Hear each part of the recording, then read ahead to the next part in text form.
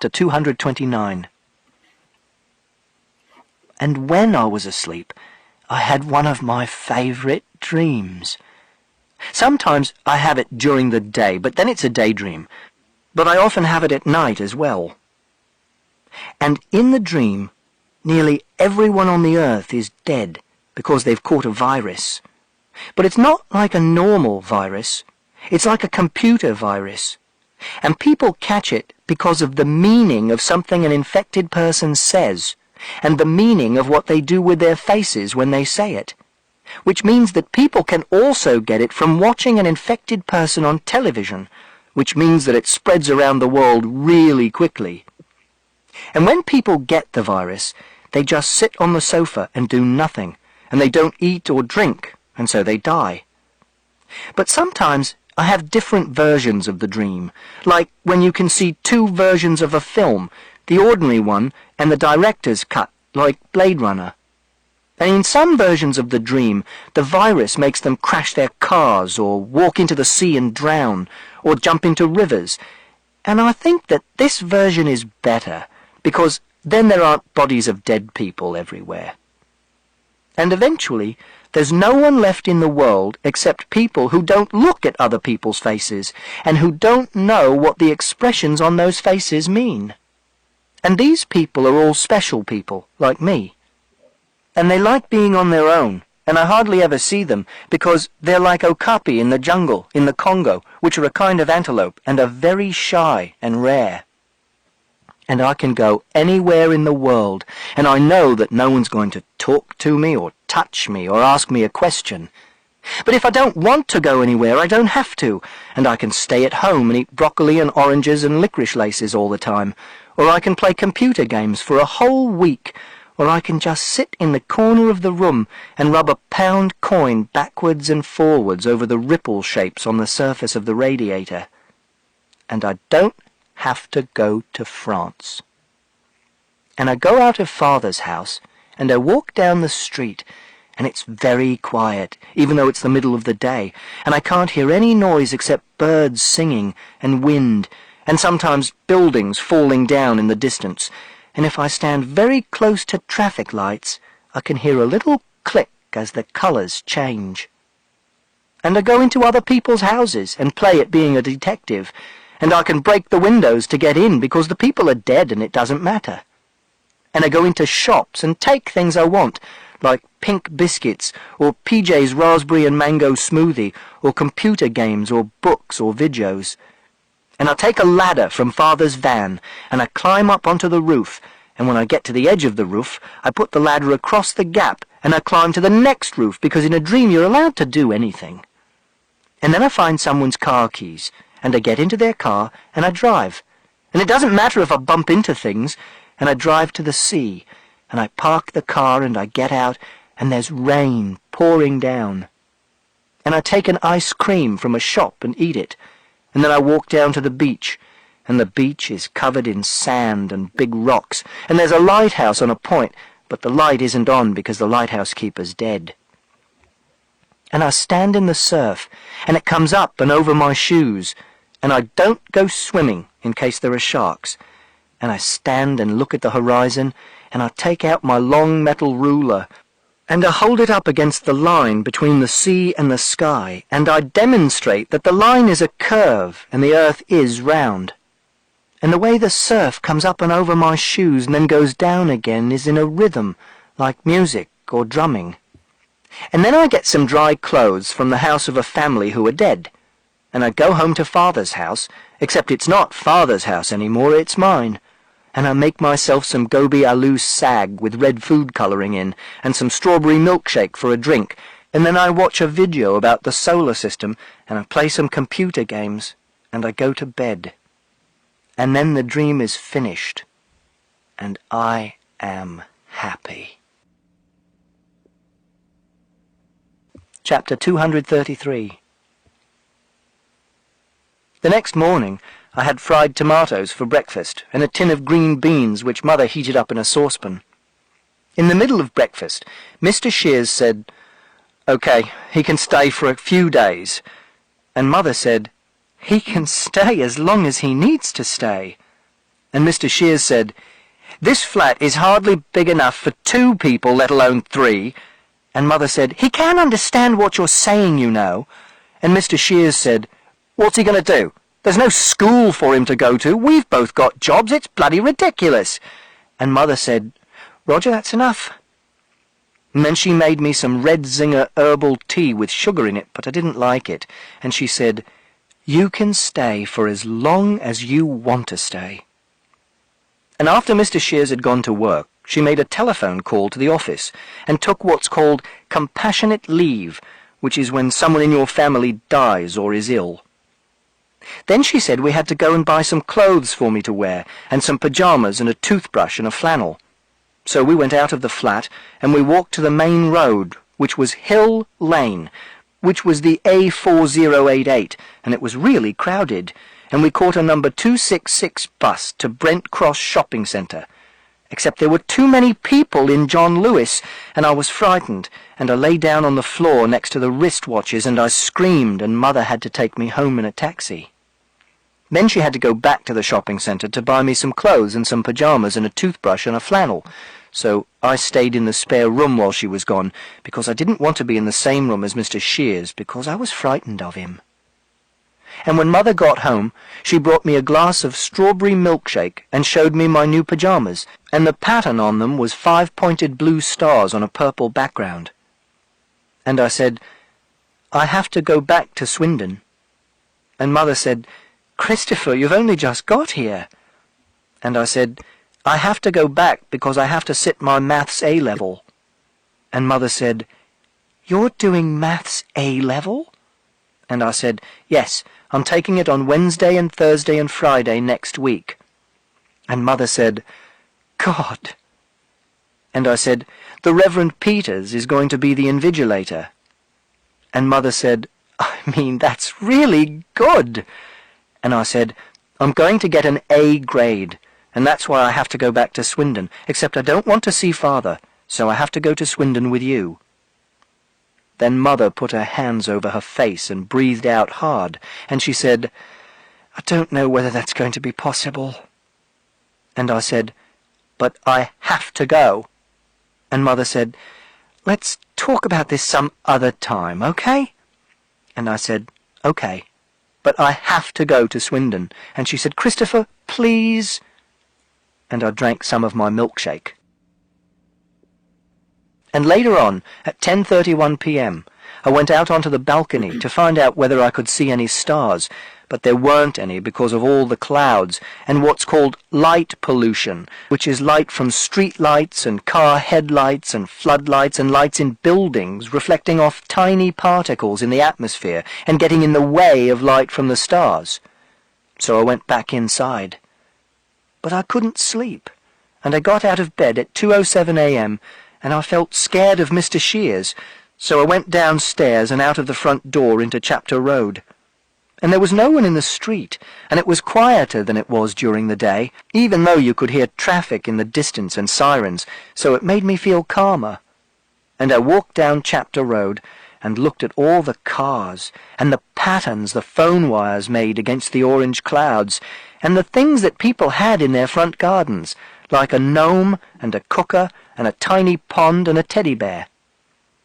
Then I heard 2 people coming along the road, so I crouched down between the end of a skip and a Ford Transit van, and they were talking in a language that wasn't English, but they didn't see me. And there were 2 tiny brass cogs in the dirty water in the gutter by my feet, like cogs from a wind-up watch. And I liked it between the skip and the Ford Transit van, so I stayed there for a long time. And I looked out at the street, and the only colours you could see were orange and black and mixtures of orange and black, and you couldn't tell what colours the cars would be during the day. And I wondered whether you could tessellate crosses, and I worked out that you could by imagining a picture in my head. And then I heard Mother's voice, and she was shouting, "Christopher! Christopher!" And she was running down the road, so I came out from between the skip and the Ford Transit van, and she ran up to me and said, "Jesus Christ!" And she stood in front of me and pointed a finger at my face and said, "If you ever do that again, I swear to God, Christopher, I love you, but I don't know what I'll do." So she made me promise never to leave the flat on my own, because it was dangerous, and because you couldn't trust people in London because they were strangers. And the next day she had to go to the shops again, and she made me promise not to answer the door if anyone rang the bell. And when she came back, she brought some food pellets for Toby and 3 Star Trek videos, and I watched them in the living room until Mr. Shears came home, and then I went into the spare room again. And I wished that 451C Chapter Road, London, NW25NG had a garden, but it didn't. And the day after that, the office where Mother worked rang and told her she couldn't come back to work because they had got someone else to do her job for her, and she was really angry, and she said that it was illegal and she was going to complain. But Mr. Shears said, "Don't be a bloody fool, it was a temporary job, for Christ's sake." And when Mother came into the spare room before I went to sleep, I said, "I have to go to Swindon to take my A-level." And she said, "Christopher, not now. I'm getting phone calls from your father threatening to take me to court. I'm getting it in the neck from Roger. It is not a good time." And I said, "But I have to go, because it's been arranged, and the Reverend Peters is going to invigilate." And she said, "Look, it's only an exam. I can ring the school. We can get it postponed. You can take it some other time." And I said, "I can't take it another time. It's been arranged, and I've done lots of revision, and Mrs. Gascoigne said we could use a room at school." And Mother said, "Christopher, I am just about holding this together, but I am this close to losing it, all right? So just give me some—" Then she stopped talking, and she put her hand over her mouth, and she stood up and went out of the room. And I started feeling a pain in my chest like I did on the Underground, because I thought I wasn't going to be able to go back to Swindon and take my A-level. And the next morning I looked out of the window in the dining room to count the cars in the street, to see whether it was going to be a quite good day, or a good day, or a super good day, or a black day. But it wasn't like being on the bus to school, because you could look out of the window for as long as you wanted and see as many cars as you wanted. And I looked out of the window for 3 hours, and I saw 5 red cars in a row, and 4 yellow cars in a row, which meant it was both a good day and a black day, so the system didn't work anymore. But if I concentrated on counting the cars, it stopped me thinking about my A-level and the pain in my chest. And in the afternoon, Mother took me to Hampstead Heath in a taxi, and we sat on top of a hill and looked at the planes coming into Heathrow Airport in the distance. And I had a red ice lolly from an ice cream van. And Mother said she had rung Mrs. Gascoigne and told her that I was going to take my maths A-levels next year. So I threw my red ice lolly away, and I screamed for a long time, and the pain in my chest hurt so much that it was hard to breathe. And a man came up and asked if I was okay, and Mother said, "Well, what does it look like to you?" And he went away. And then I was tired from screaming, and Mother took me back to the flat in another taxi. And the next morning was Saturday, and she told Mr. Shears to go out and get me some books about science and maths from the library. And they were called 100 Number Puzzles and The Origins of the Universe and Nuclear Power. But they were for children, and they weren't very good, so I didn't read them. And Mr. Shears said, "Well, it's nice to know my contribution's appreciated." And I hadn't eaten anything since I threw away the red ice lolly on Hampstead Heath, so Mother made me a chart with stars on it, like when I was very small, and she filled a measuring jug with Complan and strawberry flavouring, and I got a bronze star for drinking 200 millilitres, and a silver star for drinking 400 millilitres, and a gold star for drinking 600 millilitres. And when Mother and Mr. Shears argued, I took the little radio from the kitchen, and I went and sat in the spare room, and I tuned it halfway between 2 stations, so that all I could hear was white noise, and I turned the volume up really loud and held it against my ear, and the sound filled my head, and it hurt so that I couldn't feel any other sort of hurt, like the hurt in my chest, and I couldn't hear Mother and Mr. Shears arguing, and I couldn't think about not doing my A-level, or the fact that there wasn't a garden at 451C Chapter Road, London, NW25NG, or the fact that I couldn't see the stars. And then it was Monday, and it was very late at night, and Mr. Shears came into my room and woke me up. and he'd been drinking beer, because he smelled like Father did when he'd been drinking beer with Rhodri. And he said, "You think you're so fucking clever, don't you? Don't you ever think about other people for 1 second, eh? Well, I'll bet you're really pleased with yourself now, aren't you?" And then Mother came in and pulled him out of the room and said, "Christopher, I'm sorry. I'm really, really sorry." The next morning, after Mr. Shears had gone to work, Mother packed lots of her clothes into 2 suitcases and told me to come downstairs and bring Toby and get into the car. And she put the suitcases into the boot and we drove off. But it was Mr. Shears' car, and I said, "Are you stealing the car?" And she said, "I'm just borrowing it." And I said, "Where are we going?" And she said, "We're going home." And I said, "Do you mean home in Swindon?" And she said, "Yes." And I said, "Is Father going to be there?" And she said, "Please, Christopher, don't give me any hassle right now, okay?" And I said, "I don't want to be with Father." And she said, Just, it's going to be all right, Christopher, okay? It's going to be all right." And I said, "Are we going back to Swindon so I can do my Maths A-level?" And Mother said, "What?" And I said, "I'm meant to be doing my Maths A-level tomorrow." And Mother spoke very slowly, and she said, "We are going back to Swindon because if we stay in London any longer, someone was going to get hurt, and I don't necessarily mean you." And I said, "What do you mean?" And she said, "Now, I need you to be quiet for a while." And I said, "How long do you want me to be quiet for?" And she said, "Jesus." And then she said, "Half an hour, Christopher. I need you to be quiet for half an hour." And we drove all the way to Swindon, and it took 3 hours 12 minutes, and we had to stop for petrol, and Mother bought me a Milky Bar, but I didn't eat it. And we got caught in a long traffic jam, which was caused by people slowing down to look at an accident on the other carriageway. And I tried to work out a formula to determine whether a traffic jam would be caused just by people slowing down, and how this was influenced by A, the density of traffic, and B, the speed of the traffic, and C, how quickly drivers braked when they saw the brake lights of the car in front coming on. But I was too tired because I hadn't slept the night before, because I was thinking about not being able to do my Maths A-level. So I fell asleep. And when we got to Swindon, Mother had keys to the house, and we went in, and she said, "Hello?" But there was no one there because it was 1:23 p.m. And I was frightened, but Mother said I'd be safe, so I went up to my room and closed the door.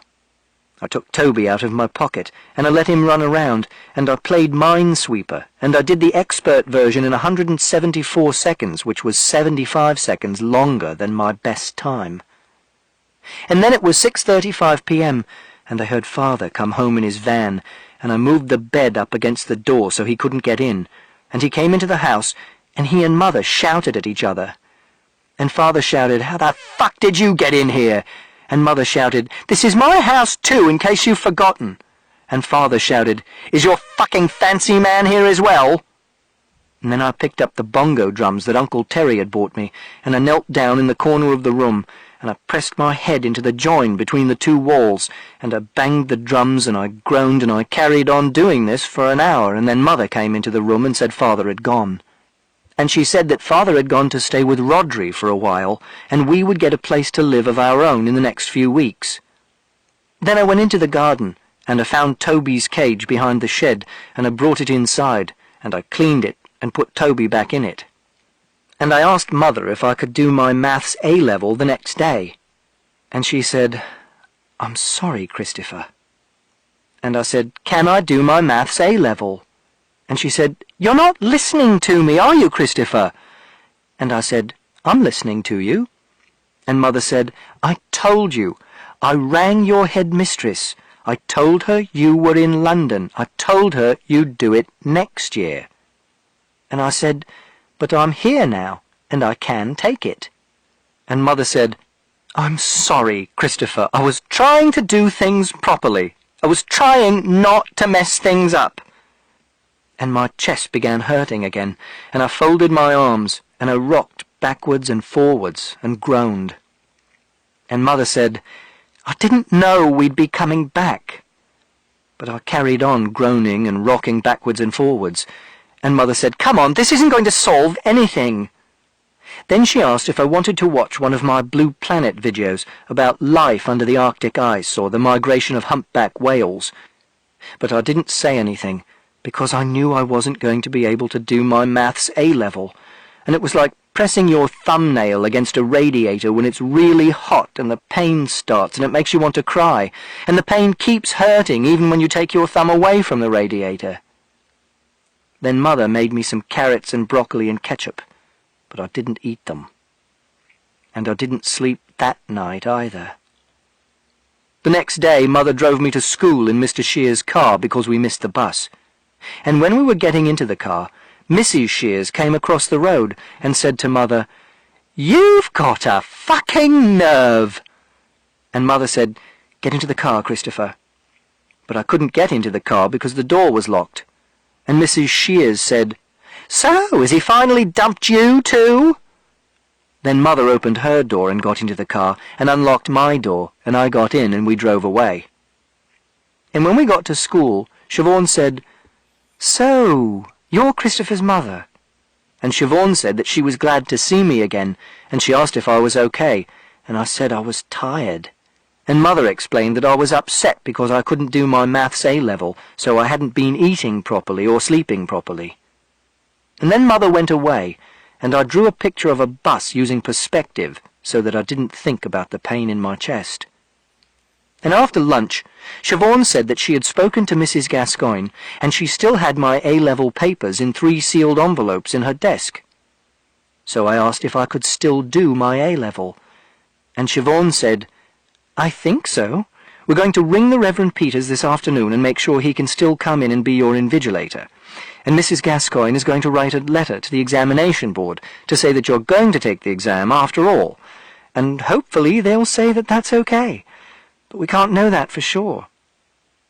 Then she stopped talking for a few seconds. "I thought I should tell you now, so you could think about it." And I said, "So I could think about what?" And she said, "Is this what you want to do, Christopher?" And I thought about the question, and I wasn't sure what the answer was, because I wanted to do my maths A-level, but I was very tired, and when I tried to think about maths, my brain didn't work properly, and when I tried to remember certain facts, like the logarithmic formula for the approximate number of prime numbers not greater than x, I couldn't remember them, and this made me frightened.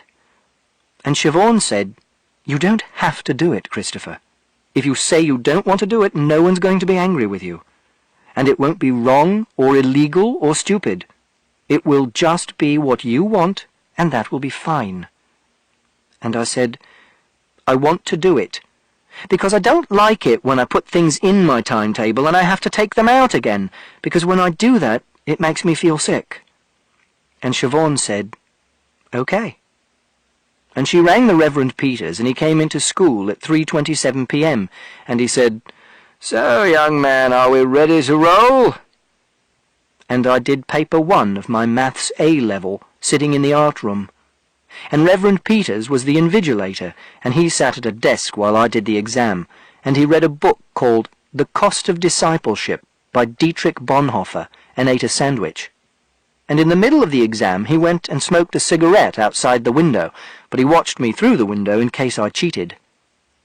And when I opened the paper and read through it, I couldn't think how to answer any of the questions, and also I couldn't breathe properly.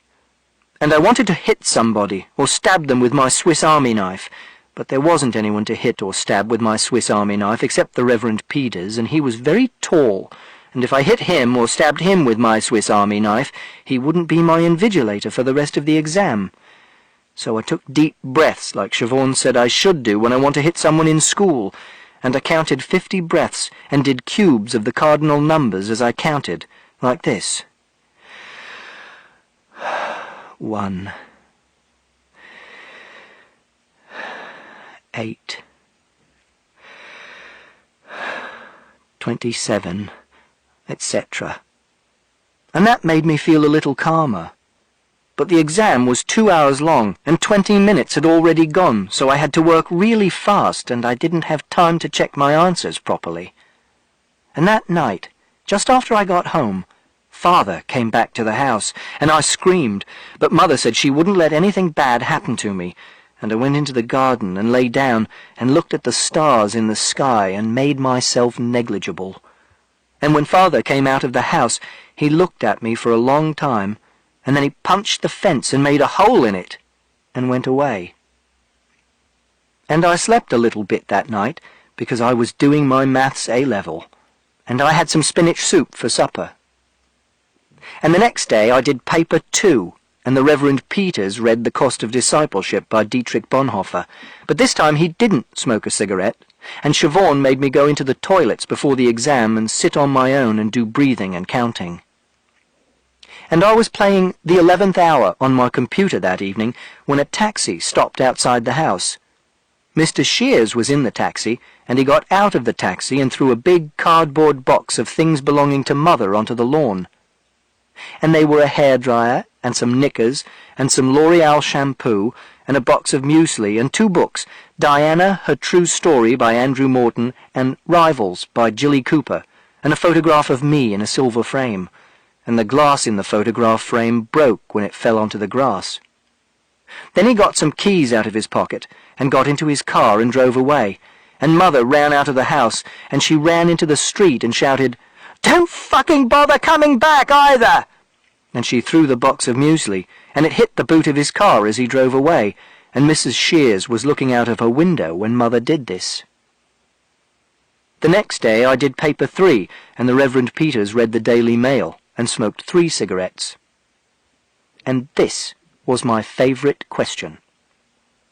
Prove the following result. A triangle with sides that can be written in the form n squared plus 1, n squared minus 1, and 2n, where n is greater than 1, is right-angled. Show, by means of a counterexample, that the converse is false. And I was going to write out how I answered the question, except Siobhan said that it wasn't very interesting, but I said it was. And she said people wouldn't want to read the answers to a maths question in a book, and she said I could put the answer in an appendix, which is an extra chapter at the end of a book, which people can read if they want to. And then my chest didn't hurt so much, and it was easier to breathe.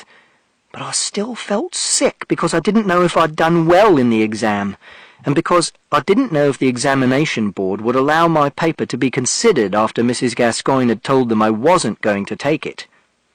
And it's best if you know a good thing is going to happen, like an eclipse or getting a microscope for Christmas, and it's bad if you know a bad thing is going to happen, like having a filling or going to France. But I think it's worse if you don't know whether it's a good thing or a bad thing which is going to happen. And Father came round to the house that night, and I was sitting on the sofa watching University Challenge and just answering the science questions, and he stood in the doorway of the living room, and he said, "Don't scream, okay, Christopher? I'm not going to hurt you." And Mother was standing behind him, so I didn't scream. Then he came a bit closer to me, and he crouched down like you do with dogs to show that you're not an aggressor, and he said, "I wanted to ask you how the exam went." But I didn't say anything. And Mother said, "Tell him, Christopher." But I still didn't say anything. And Mother said, "Please, Christopher." So I said, "I don't know if I got all the questions right, because I was really tired and I hadn't eaten any food, so I couldn't think properly." And then Father nodded, and he didn't say anything for a short while. Then he said, "Thank you." And I said, "What for?" And he said, "Just thank you." Then he said, "I'm very proud of you, Christopher. Very proud. I'm sure you did really well." And then he went away, and I watched the rest of University Challenge. And the next week Father told Mother she had to move out of the house, but she couldn't because she didn't have any money to pay rent for a flat. And I asked if Father would be arrested and go to prison for killing Wellington, because we could live in the house if he was in prison. But Mother said the police would only arrest Father if Mrs. Shears did what's called pressing charges, which is telling the police you want them to arrest someone for a crime, because the people don't arrest people for little crimes unless you ask them, and Mother said that killing a dog was only a little crime.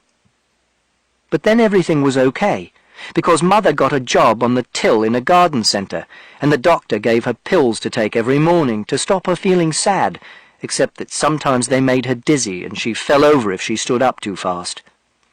So we moved into a room in a big house that was made of red bricks, and the bed was in the same room as the kitchen, and I didn't like it because it was small and the corridor was painted brown and there was a toilet and a bathroom that other people used, and Mother had to clean it before I used it or I wouldn't use it, and sometimes I wet myself because other people were in the bathroom.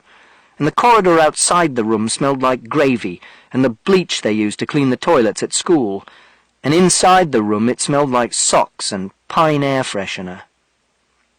And I didn't like waiting to find out about my maths A-level. And whenever I thought about the future, I couldn't see anything clearly in my head, and that made a panic start. So Siobhan said I shouldn't think about the future. She said, just think about today. Think about things that have happened, especially about good things that have happened. And one of the good things was that Mother bought me a wooden puzzle, and you had to detach the top part of the puzzle from the bottom part, and it was really difficult. And another good thing was that I helped Mother paint her room white with a hint of wheat, except I got paint in my hair, and she wanted to wash it out by rubbing shampoo on my head when I was in the bath, but I wouldn't let her, so there was paint in my hair for 5 days, and then I cut it out with a pair of scissors. But there were more bad things than good things. And one of them was that Mother didn't get back from work till 5:30 p.m., so I had to go to Father's house between 3:49 p.m. and 5:30 p.m. because I wasn't allowed to be on my own, and Mother said I didn't have a choice, so I pushed the bed against the door in case Father tried to come in. And sometimes he tried to talk to me through the door, but I didn't answer him. And sometimes I heard him sitting on the floor outside the door quietly for a long time. And another bad thing was that Toby died, because he was 2 years and 7 months, which is very old for a rat, and I said I wanted to bury him, but Mother didn't have a garden, so I buried him in a big plastic pot of earth, like a pot you put a plant in. And I said I wanted another rat, but Mother said I couldn't have one, because the room was too small. And I solved the puzzle, because I worked out that there were 2 bolts inside the puzzle, and there were 2 tunnels with metal rods in. And you had to hold the puzzle so that both rods slid to the end of their tunnels, and they weren't crossing the intersection between the 2 pieces of the puzzle, and then you could pull them apart. And Mother picked me up from Father's house one day after she had finished work, and Father said, "Christopher, can I have a talk with you?" And I said, "No." And Mother said, "It's okay, I'll be here." And I said, "I don't want to talk to Father." And Father said, "I'll do you a deal." And he was holding the kitchen timer, which is a big plastic tomato sliced through the middle, and he twisted it and it started ticking. And he said, 5 minutes, okay? That's all. Then you can go. So I sat on the sofa and he sat on the armchair and Mother was in the hallway, and Father said, "Christopher, look, things can't go on like this. I don't know about you, but this just hurts too much. You being in the house but refusing to talk to me. You have to learn to trust me, and I don't care how long it takes. If it's a minute one day, and 2 minutes the next, and 3 minutes the next, and it takes years, I don't care. Because this is important. This is more important than anything else."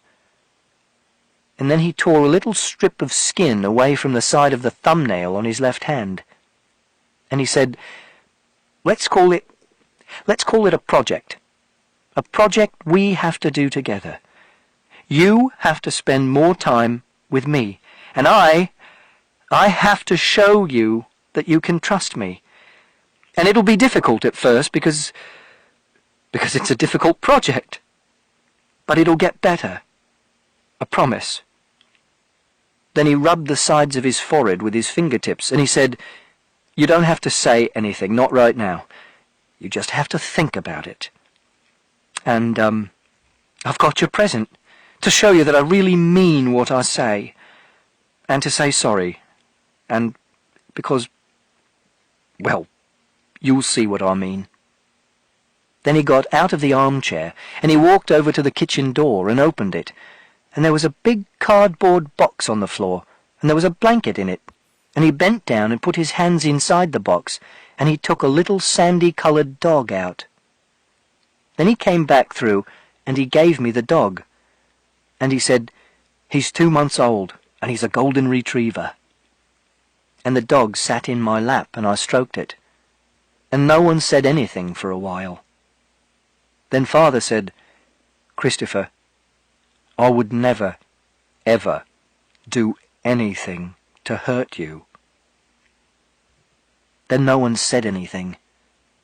Then Mother came into the room and said, "You won't be able to take him away with you, I'm afraid. The bed-sit's too small. But your father's going to look after him here, and you can come and take him out for walks whenever you want." And I said, "Does he have a name?" And Father said, "No, you can decide what to call him." And the dog chewed my finger. And then it was 5 minutes and the tomato alarm went. So Mother and I drove back to her room.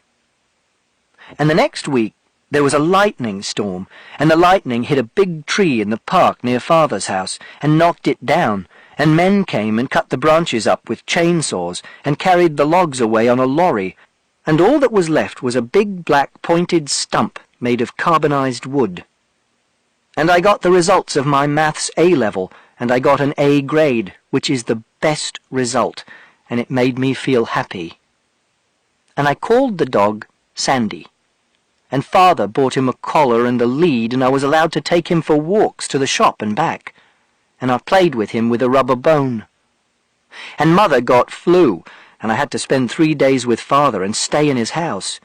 But it was okay, because Sandy slept on my bed, so he'd bark if anyone came into the room during the night. And Father made a vegetable patch in the garden, and I helped him, and we planted carrots and peas and spinach, and I'm going to pick them and eat them when they're ready.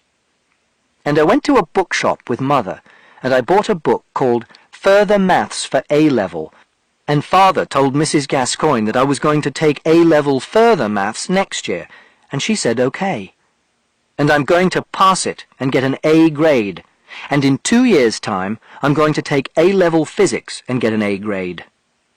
And then, when I've done that, I'm going to go to university in another town.